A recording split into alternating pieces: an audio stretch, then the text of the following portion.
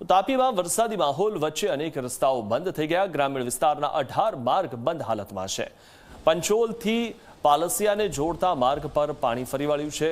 ઓવરટેપિંગ થવાના કારણે અલગ અલગ 18 માર્ગ બંધ થયા છે। વ્યારા તાલુકામાં 1 તો ડોલવણમાં 12 અને વાલોડમાં 5 માર્ગ બંધ થયા છે। માર્ગ બંધ થતા વાહન ચાલકોને હાલાકી પડી ગઈ છે। તો તમામ જે માર્ગ છે તે બંધ થઈ ગયા છે, જેના કારણે લોકો એક જગ્યાએથી બીજી જગ્યાએ જઈ શકતા નથી અને જેના કારણે વાહન વ્યવહાર ખોરવાઈ ગયો છે। તાપીમાં વરસાદી માહોલ વચ્ચે અનેક રસ્તાઓ બંધ થયા। ગ્રામીણ વિસ્તારના 18 માર્ગ બંધ હાલતમાં છે। તો પંચોલથી પલાસિયાને જોડતો માર્ગ બંધ થઈ ગયો છે। ઓવરટેપિંગ થવાના કારણે અલગ અલગ 18 માર્ગને બંધ કરવાની ફરજ પડી છે।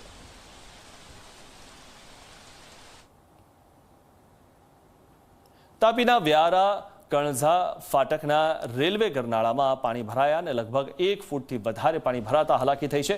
ગરનાળામાં પાણી ભરાતા વાહન ચાલકોને હાલાકી થઈ રહી છે। દર વર્ષે અહીં પાણી ભરાવાની સમસ્યા સર્જાય છે, પરંતુ તેનો કોઈ ઉકેલ આવતો નથી।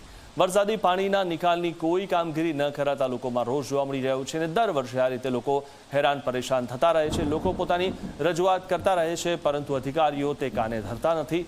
દર વર્ષે આ જ પ્રકારે લોકો હેરાન થતા હોય છે, કારણ કે થોડો ઘણો પણ વરસાદ આવે ત્યારે લોકો માટે આ પ્રકારની મુશ્કેલી અહીં સહન કરવાનો વારો આવતો હોય છે।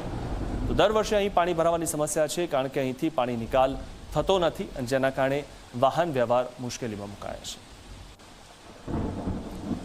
તાપી જિલ્લામાં રાત્રિ દરમિયાન ધોધમાર વરસાદ વરસ્યો। વ્યારા, વાલોડ, ડોલવણ સહિતના તાલુકામાં વરસાદ થયો। વરસાદને પગલે કેટલીક ખાનગી શાળાઓમાં રજા જાહેર કરવામાં આવી છે।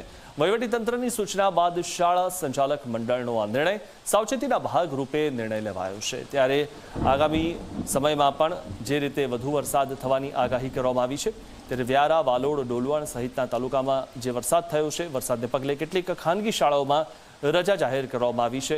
સાવચેતીને પગલે આ રજા જાહેર કરવામાં આવી છે। તો તાપી જિલ્લામાં રાત્રિ દરમિયાન ધોધમાર વરસાદ વરસ્યો હતો અને હજુ પણ વધુ વરસાદ થવાની આગાહી વ્યક્ત કરાઈ છે।